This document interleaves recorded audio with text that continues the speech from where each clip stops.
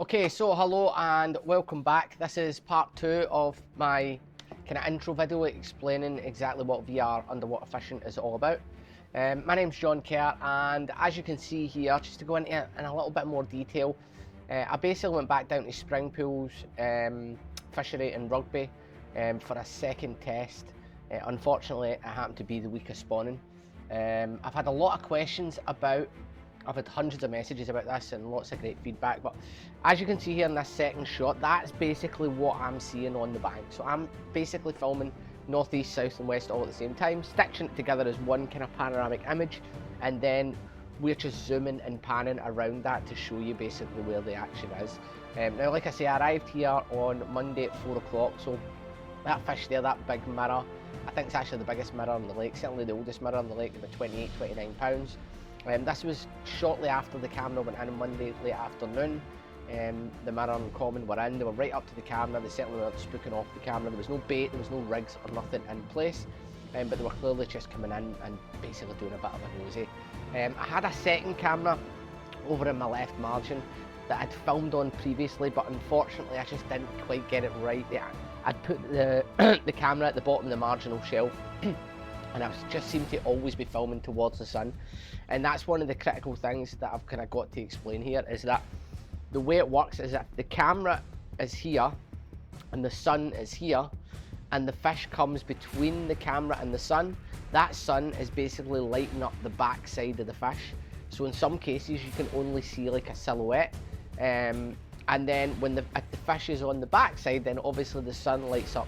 So you'll see sometimes when the fish goes round the camera, it doesn't always look, it's not always a clear image of the fish because it's dependent on where the sun is. Now, when I go deeper into the lake, that issue becomes less apparent, but in this session, or in this lake in particular, the spot that I'm filming on is way too shallow. It's about 2.5 foot, and ideally I'm looking for kind of 6 to 8 foot. So in terms of the bait that I touched on in the first video, again in this shot here, you'll see that I've got corn on the left, pellet in the middle, and then over on the right hand side I've got 20mm chops and 16mm whole boilies. So this is the concept in terms of the baiting strategy, in terms of the ability to compare baits, rigs, you know, whether it's a pop-up, a wafter or whatever.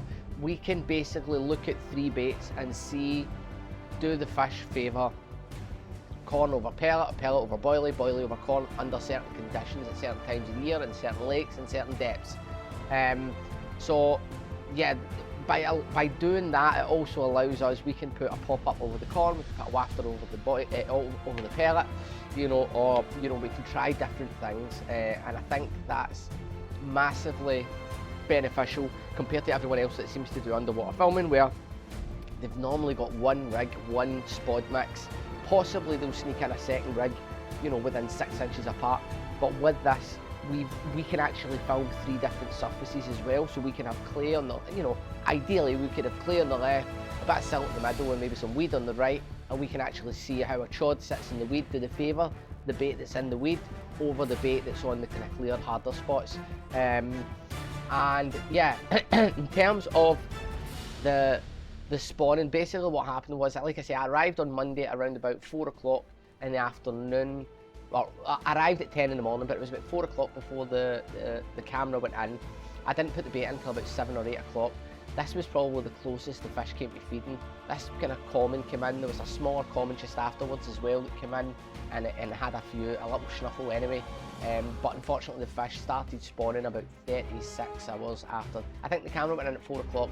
They were spawning at 5:30 on the Wednesday morning. So yeah, so it was unfortunate, they weren't really up for it. They were too busy kind of chasing themselves and getting ready for spawning. The water had really mucked up, and there was a lot of debris in the water.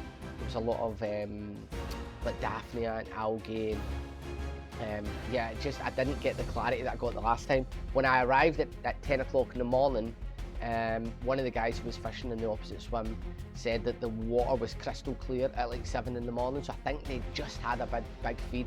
I arrived on Monday expecting them to spawn on Friday, Saturday, so I thought I was going to capture that big feeding spell, but I think the spawning this year's caught a lot of people out. So but yeah, in terms of the 360, as you will see in that footage there, that's the 360 panoramic that I see where I will see the fish coming in from the left, over the corn, or the middle, over the pellet.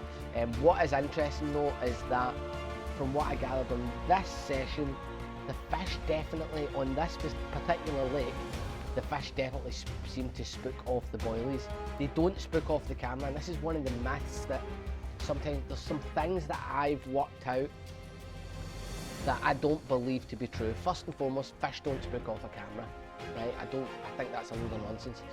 But what the fish do spook off is the cable. Now the reason why I know this and no one else does is because I'm filming back the way.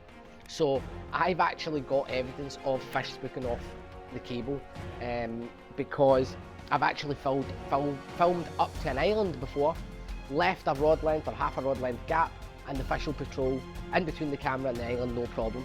The next session I went down, I filmed the same place, but I ran the cable onto the island, ran the cable through it, and the fish would not pass. They would not go over that cable, even though that's cable. What I've done is I've actually disguised it as weed. So, as I say, in this shot here, you'll see the 3 fish coming in, and the big common along the bottom. When it comes in from the left-hand side, you can see everything. Again, this is what I'm talking about here.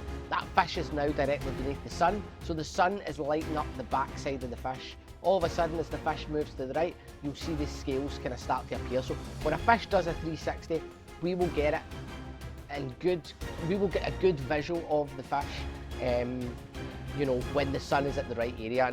And this shot here, I actually don't know what I missed. I think I must have been away for a piss or something and came back, and the spot all kind of mucked. I don't know if it was a pike or a carp feeding or whatever. Yeah, this one's a better angle, a better idea. You'll get a better idea here. You know, the fully scaled, you can see absolutely crystal clear at the back. You can make out all the scales. As soon as it goes under the sun, all you get is a kind of silhouette. So what I'm going to do in the next session is, it's quite difficult to explain, but that spot, which is unfortunately the only really big clear spot, I mean, it's probably the size of a bivvy. It's like a letter T, and I'm filming towards, on the slight left-hand side is where the sun comes up, and on the right-hand side is where the sun goes down. So what I'm going to do next time is put the camera at the back of the spot and film so that I'm filming towards the clear spot away from the sun, and the hope is that, like this common here, I mean, you can actually make out every single detail of that fish.